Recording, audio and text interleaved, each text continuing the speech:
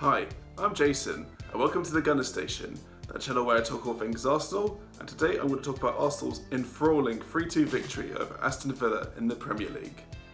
Now, it's taken me quite a while to get over that game on Sunday, just a long range of emotions from being 1-0 down to the way how we conceded that goal, to getting back in and then conceding straight away, and then obviously Emery making the changes, and we obviously come back and win it 3-2.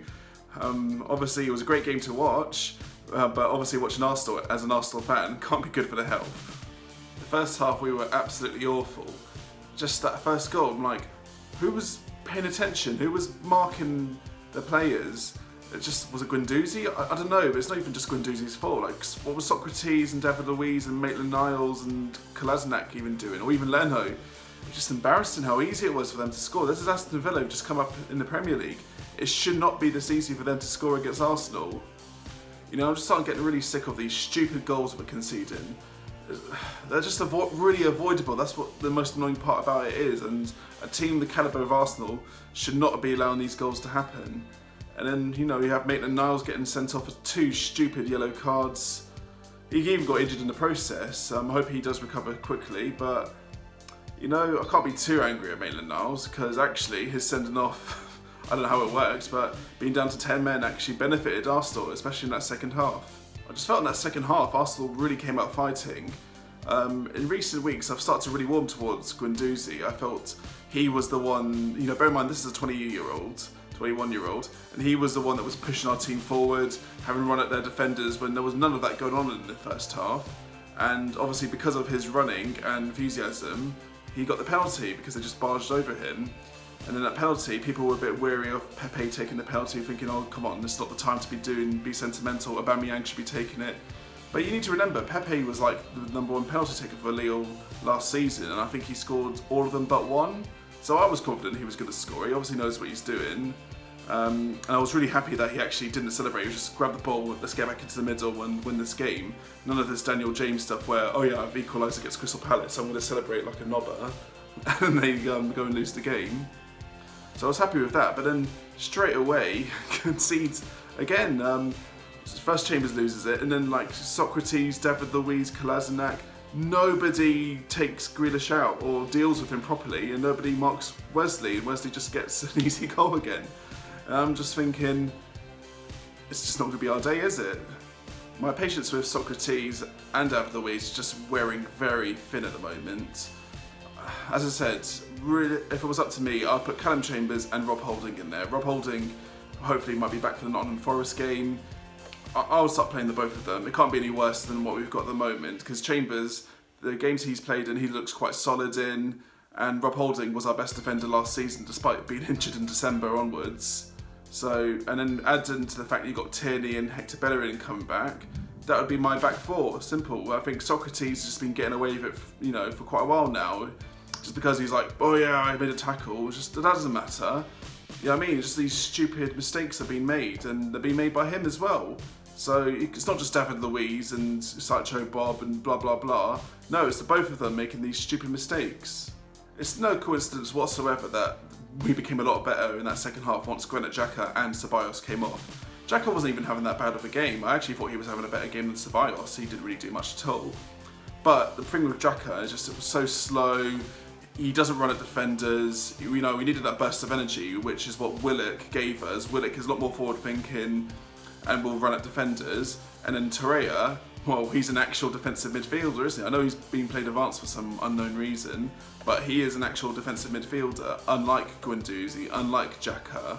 So I know Torreira's obviously had some injury issues, or he's come back from the Copa America or whatever, but he needs to be starting now. He is our only defensive midfielder. We need to be playing him.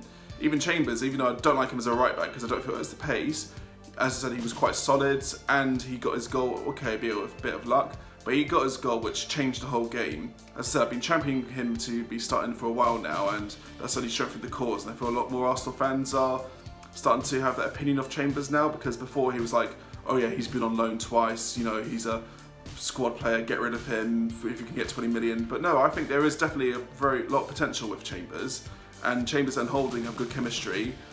As I said, give him a shot in the first team, why not? And who to complete our comeback? Of course, none other than Aubameyang with a brilliant free kick. That's now 16 goals in 16 games for him, and actually could have been 17 if he hadn't given away that penalty to Pépé to take. But that just shows you, he puts the team first. All this talk we had before we signed him was that he was going to cause trouble in the locker room, he wasn't a team player, he's a very flashy guy. But actually, you know what? He gave his penalty away to Lacazette a few seasons ago, and he's given his penalty away to Pépé to get his confidence up as well. He is a true team player, and I'd actually give him the captain's armband full time, which he was wearing off the jacket went off. So, I'm in two minds about that game actually, because obviously on one hand I was very peeved off with the first half, how that went and how abysmal our defending was. But you got to give credit where credit's due. We came back, we fought back, and we made that a win, whereas in previous seasons, even last season, that would have been a loss even. You got to give Emery credit for making them substitutions, or you could argue why wasn't Torreira starting in the first place, why is he persistent with Granit Xhaka? But he did take Granit Xhaka off, so as I said, hopefully he's learned his lessons, because if he persists with playing Xhaka all the time, I'm afraid it might cost Emery his job. So as I said, play some more positive players in there, like Joe Willock. Torreira's an actual defensive midfielder. Keep playing Guendouzi. Guendouzi's been playing very well actually, in fairness, and that's an Emery signing and a gem that he discovered. So hopefully this keeps a break on the Emery out bandwagon, at least for now. Now on to the player ratings. Leno in goal, as I said, he's let 2 in, so he doesn't get really high rating. I don't remember too many brilliant saves he made, so just above average performance for Leno, 6 out of 10. Maitland-Niles would have got a 0 out of 10 because of his 2 stupid tackles. He wasn't good defensively either, but purely because Arsenal actually looked better once he was sent off. I'm going to give him a 1 out of 10, so a bit generous from me, isn't it?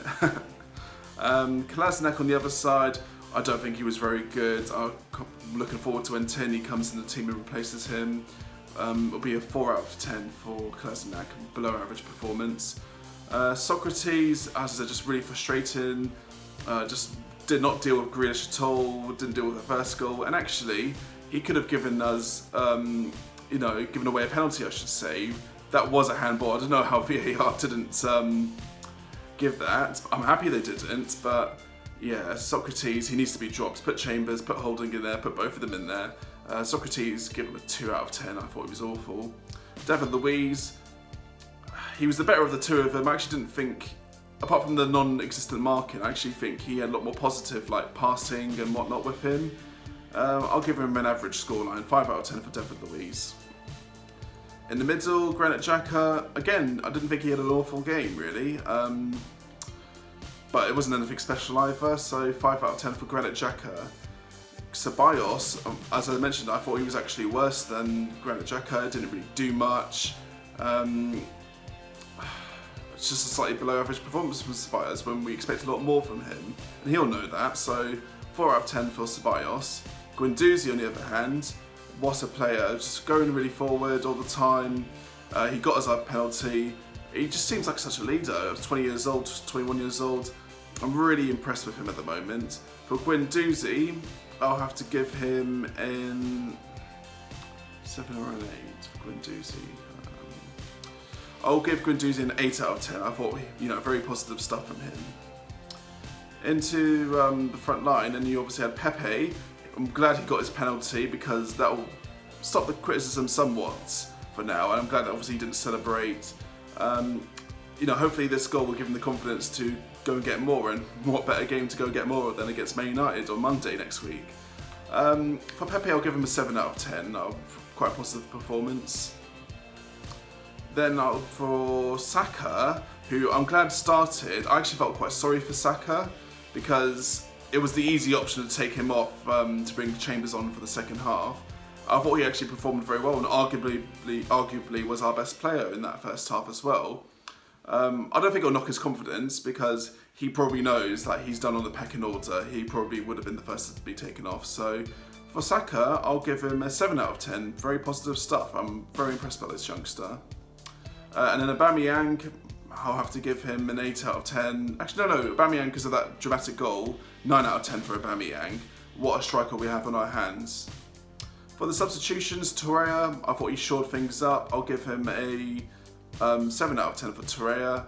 Willock, same 7 out of 10 for driving forwards. a lot more positive impact in the game as well.